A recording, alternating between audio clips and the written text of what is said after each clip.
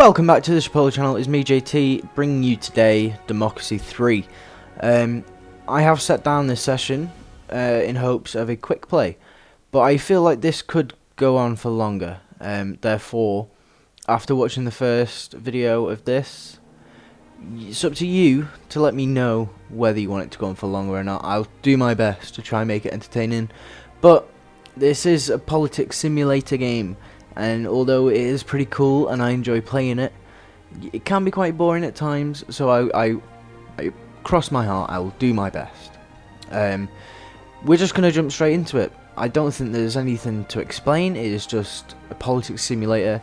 To be fair, it's one of the best simulator games that I've played. I've played 2 or 3, and I do prefer this game out of all the others, although I do get extremely confused. So there will be a lot of people shouting at me, I imagine. And we're gonna be the UK because you know, I don't want to be the UK, but I feel like I have to be. Just so you know, if I comment on the UK in a negative way, it's okay because I'm from there. Whereas if I comment on any other country, I'm not from there, people might take it offensively. So fuck it, we're gonna do the UK. We're going to leave all this as it is because I really don't care. All we're going to change is the party name. I'm going to be called the Chipotle Party because, oh shit, because you know, that's what it's all about, innit?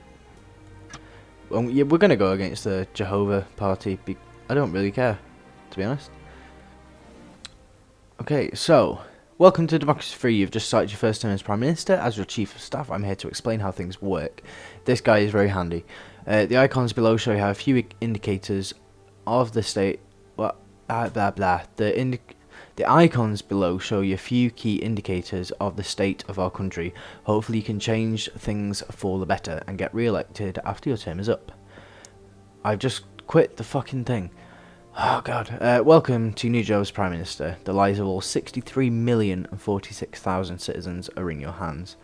Okay, there's going to be some situations, blah blah blah. We've got 4 years. You know, let's do it. So the GDP is down. I don't know what the GDP is. I think I know what it is. Something to do with money. But I don't know. Health, I know what that is. That's sort of in the middle. So is education. Unemployment is high. Crime is too high. And poverty is too high for, you know, one of the biggest countries there is in terms of politics and power and stuff. So let's begin our term. Now, if you haven't played Democracy 3, I'll give you a quick explanation to what it is. Basically, this is it. This is the game. It's a turn-based game, so there's no rushes at all. You've just got this. These are your points that you can spend each term. So you spend some points and then click next, and then you see the outcome. It's pretty cool, even though that sounds really boring. And you've got all these sections here. So we've got transport, policy, foreign policy, sorry, welfare, money, economy, tax, public services, and law and order. Our popularity bar is on the bottom here, and this is all of the things, like all these different people. So you've got the socialist people, the commuters, and they take all those and it gives you an overall popularity, and if it's high enough then you'll get re-elected, which is the aim of the game. So basically we have to change some of the policies, taxes, all things like that, how the country's run, to make these people like us. So at the moment the capitalists and the middle income people really don't like us. So if we hover over capitalists, you can see what things affect this. So the people that are capitalists are from the state health service, sales tax, property tax. These are things that are affecting it. So if we change these, then our capitalist rating will go up, I guess. And the middle income is affected by homelessness, inheritance tax, property tax, and income tax. So basically the taxes are too high, I think is what that's saying. So I saw on capitalists that, well, these bubbles, the blue ones you can't change, the white ones you can change, and the red ones are the ones that need the most attention. So if we want a capitalist, the only red one that's there is the uncompetitive economy. So if we click on this, we get a whole new window. Now this is a very in-depth game, like extremely in-depth. Like you could just be clicking on different windows for ages, and you just get lost in the amount of windows and things you can change are. So basically, if it's in green, it's positive. If it's in bad, it's negative. I get quite confused playing this game because sorry, I just got distracted there. I saw my snake out the corner of my eye, and that's not a euphemism. Basically, if I went into productivity, see what I mean? It just goes on forever and ever and ever. So it's the uncompetitive economy, productivity, and these are the things that will be affecting it. So negatively affecting it is alcohol consumption. So if we want alcohol consumption, the alcohol tax is in red. Now, I get confused because the tax is in red. So is it too high or too low? So we'll click on alcohol tax. The alcohol consumption is in red, but it's minus 8.39%. So you would think alcohol consumption is going down, like not many people are having it, but it doesn't mean that. What it means is the alcohol tax is negatively impacting the alcohol consumption. Do you see what I mean? No? It's affecting the poor. So if we went on the poor, the only thing affecting them is homelessness, unemployment, and alcohol tax. So I guess if we... But if I slide it up, these go down. Therefore the alcohol consumption goes down. The poor go down, as in there are less poor people. I think that's what it means. I really think I'm not sure. But this is where I get confused, because either the amount of poor people are going down, or the poor people will like us less. I think it's the poor people will like us less. Poverty, does that mean the poverty will go up? I think so.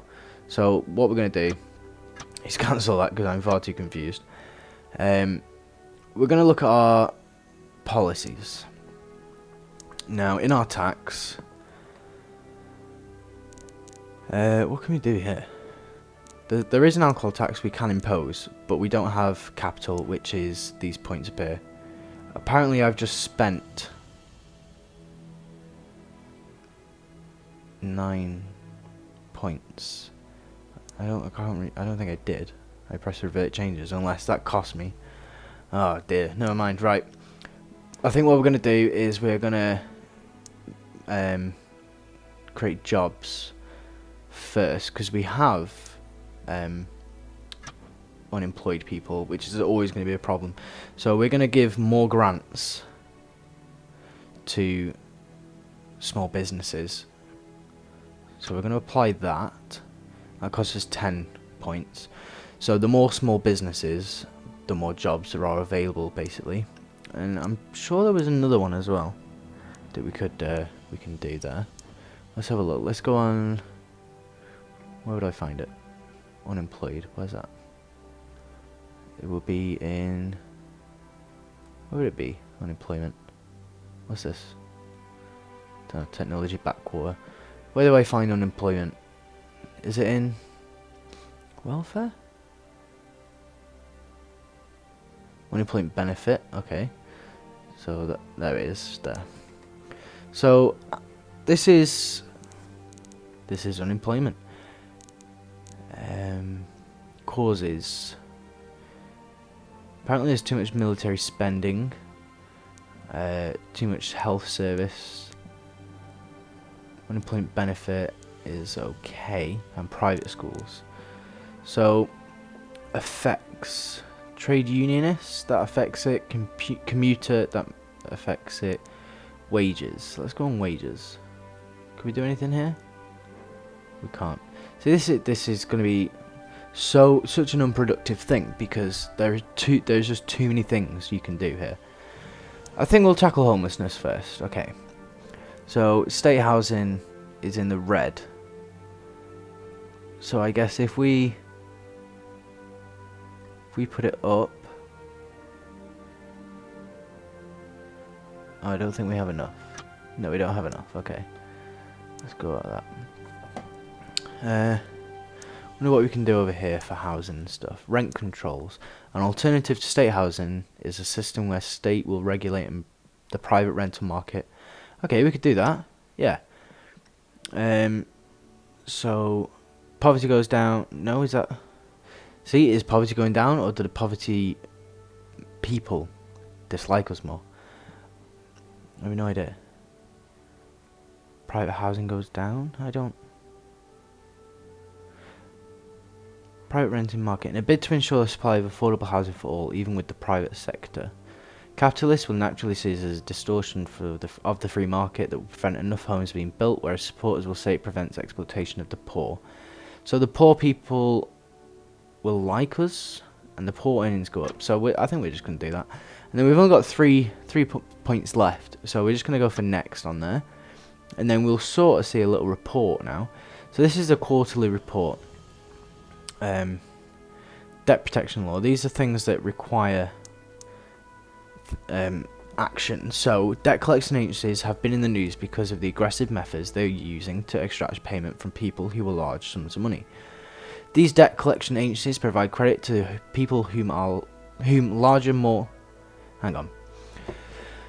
I can't speak today. These debt collection agencies provide credit to people whom larger, more respectable companies will not lend money. A law is proposed to limit the ways in which such agencies can operate. So if we limit the agencies, it will stop them preying on the weakest and the poorest, getting them into debt. And if we allow the agencies to operate, nobody forces people to borrow money that can't repay. And to restrict the rights of debt agencies to recover legitimate debts would be counterproductive. People need to learn to live within their means and not expect the state to bail them out of trouble. So we're going to do that one because I don't think people should borrow money if they can't borrow money. There is a budget deficit of 17.19 billion. We need to reduce our spending or raise more taxes. So on here, these are what we're spending on basically. The global economy will influence your own GDP. Your debt level should always be a concern, and when it gets too high, the bond market may get nervous and charge higher interest rate. So basically, we can cut some spending. If we have a look what we're spending on here, military spending. Now, not much has happened, so I think if we, I'm not sure now. If we put it down, it is going to cost less money. At the moment we're spending about 25 billion. So maybe I think we'll just put it on the cusp of reservists, about there. I mean, we can always put it back up. Let's have a look what else. State Health Service. We really don't want to be putting that down.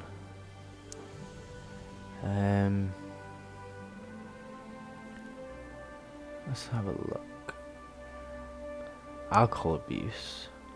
We have a serious problem with people consuming alcohol in large quantities. This is obviously bad for their health, but it's also leading to crime and disorder. I think if we hire the police, I mean that is only costing like 1 billion. So we're going to hire community policing, which will make the alcohol abuse go down, which means we're paying less for alcohol abuse basically. Small business grants, we don't want to get rid of that because that's giving people jobs. Let's see what else. Oh no, I thought that was like more things. Well, I don't know what this means. Income. This is our income here. Let's quit that. Now, if we can raise taxes, we're going to raise the tobacco tax because, one, that's going to give us more money, but two, it's going to make less people smoke. So we're going to raise that to about 5 billion per quarter. And we don't have enough. Okay, never mind.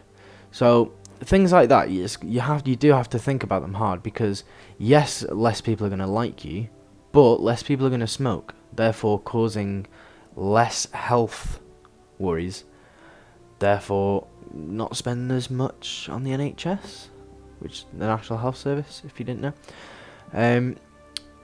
See, alcohol and crime is always going to be a major thing. I do want to focus more on the people. So, I'm going to go for the homelessness route. Now, I'll show you this. I don't fully understand it, but this is how this works. So, I'm now hovered over homelessness. Now, homelessness is affecting the liberals, the poor, and the middle income. Now, the faster the arrows move, the more it's affecting them. So you can see the green arrow going from employment to homelessness is going quite fast. So basically, unemployed people are obviously homeless, and impoverished people, is that the word? Impoverished? People in poverty, and property tax is affecting that. So we probably could lower the property tax, which means more people are going to like us and stuff, I think. Let's see, middle earning people go down, socialist. So the higher tax, the higher the socialists and the equality will rise. But I think we're going to put this right down, therefore less people will be homeless. Now, even though we have a massive debt and I've just lowered the property tax, which was going to give us loads of money, think about it in turn. Like, think about the bigger picture. Yes, we have lowered the property tax, therefore we're not making much money, but we're also now going to be paying less benefits out to those people that are homeless because they're going to get their own house. And then once they've got their own house, we can start sneaking it back up again. So we're going to go to the next turn. Appoint a UN ambassador. Oh, hello. Our ambassador to the UN retires this year, and we need to name a successor as soon as possible. Much will be made of whether we appoint a hardliner who sticks up for the country, or someone more able to compromise. So if we appoint Regina Phillips, she is well known as a patriot who will fight tooth and claw to get our interests represented at the UN.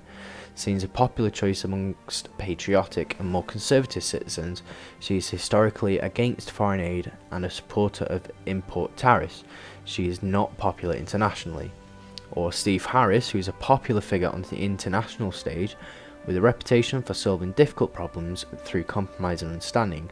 A true internationalist, he is popular with the liberals and socialists in our society, as well as foreign leaders. I'm going to go for Steve Harris here because I don't know who he is or if he's based on a real person, but I would rather the UK be, you know, more open internationally than just all about the UK, because it's going to become, you know, more and more, what's the right word? I can't think of the word, but it's not a strictly British country. You know, we need more people. It's what boosts our economy. So we're going to go with that one. Unemployment is on the rise, which is good. So, you know, but I think we're going to be solving that one. Unemployment is on the... No. Wait. Well, we've gone up with the middle incomers, so that's good. I didn't mean employment. Unemployment was on the rise. I meant we're becoming more popular with the unemployed people, which has now moved up here. Affecting this a lot is the GDP, which I still don't understand what it is. It's the gross domestic product of your country. This is defined as a total market value of all the goods and services produced within the nation in a year. Oh, okay. So crime is getting that down, and the uncompetitive economy is getting that down. So let's go into crime. We can put this right up. So we've got face recognition on our CCTV cameras. What's this over here? Organised crime. Intelligence services. We're going to up the intelligence services. So that should be making the crime lessen. If that's a word. Let's go on this. We can change the environment here. So the car usage. We can up the petrol tax, which is obviously is going to give us more money, so that's good. Although motorists are going to not like us and the car usage is going to go down. but the environment's going to go up. Therefore, oh, we have, fuck's sake, capital my arse. Let's go on this again. No, I didn't want that one. Basically, it's things like that where you think, oh yeah, that's gonna, you know, it's gonna change the environment, and obviously it's gonna what do you call it? It's gonna make the health in general rise. Let's go on taxes. Environment. So hybrid cars are less damaging. Let's do this. This is gonna be good. It's only gonna make us like half a billion a quarter, but the oil demand is gonna go down, and all these things are gonna go up. So that's good stuff. And I think that was free to do. Maybe, I'm not sure. There are achievements. I don't want that one. And we have run out of turns for any other taxes. Oh, what's this? Telecommuting or work from home. It seems, yeah, we can do this one. That's free as well. So the commuters rise. Car use goes down, which is obviously better for the environment. Parents like us and trade unionists like us. So we're going to do that, and we have no turns left. So let's click next. Okay, so there's a stress epidemic. Doctors have warned that our businesses are working people too hard, which is leading to dangerously high levels of stress for people with full-time jobs. There are calls for limits on the hours that people work to be better enforced by central government. And the credit rating has been downgraded, which isn't good. The major international credit institutions downgrade the status of your government's debt. This is likely to have a knock-on effect, blah, blah, blah, blah, blah. So that's not good either. The GDP is going down, unemployment has risen. So let's have a look at the stress levels. Hours worked, where can we find this?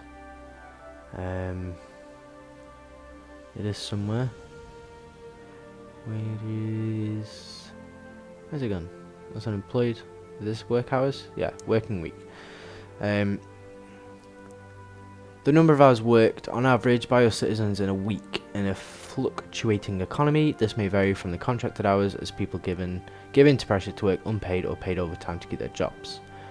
So, labour laws are basically restrictions on a worker's right to strike.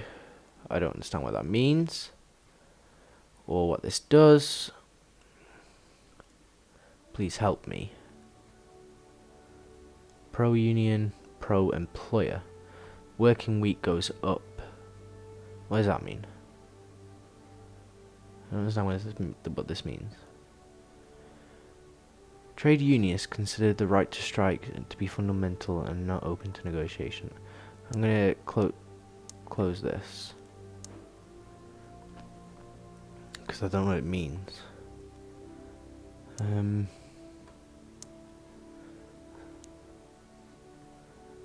Huh. I wonder if there's anything in here about it. Where would it be? I have no idea. Basically, people are working too hard. How do we stop that though? I have no idea what that means. Corporation tax apparently is affecting the thingy. Whatever a thingy is. I think we'll go back to health and the environment here. Car usage. That's on the way down. Can we do the petrol tax now? I think we said we were going to have it on about 40, didn't we? That gives us... Oh god! It's so expensive to put a tax on things. Now we can go over and you get to keep 26, so it'll add on to the next amount of capital, so it should be like 52. But I don't want to do that. Parents like us at the moment, because there's good child benefit, telecommuting initiative. I don't think they like us because of narcotics and handgun laws though, or the health. Let's have a look at the crime again. Why is this? So intelligence services is badly affecting organised crime. But we have that on the most, so we can't really do much. Alcohol abuse always gonna be a fucking problem. Maybe we just need to put like more things on here. Okay, so let's have. Is that low strength beer? Maybe. So young people aren't going to like us anymore. There's going to be less violent crime and less alcohol consumption. So I'm going to go for that one. Which should be good. Why are Patriots not liking us anymore? Military spending is negatively affecting that. So we should do more? Yeah, because I had to turn it down, didn't I? Well, that's because we were spending too much though. Cancel that. It's really hard to back out of something properly, because sometimes you back out and it still takes the points off you. There's apparently a technological backwater, and that's something to do with creationism and evolution, which I really don't give a shit. I'm going evolution only. The religious people can get... Oh my god. I haven't got enough things again. I'm going to take the next turn so these 13 can go over. So hopefully we can do some damage. We're going to ban fox hunting. I don't care. We're not hunting foxes.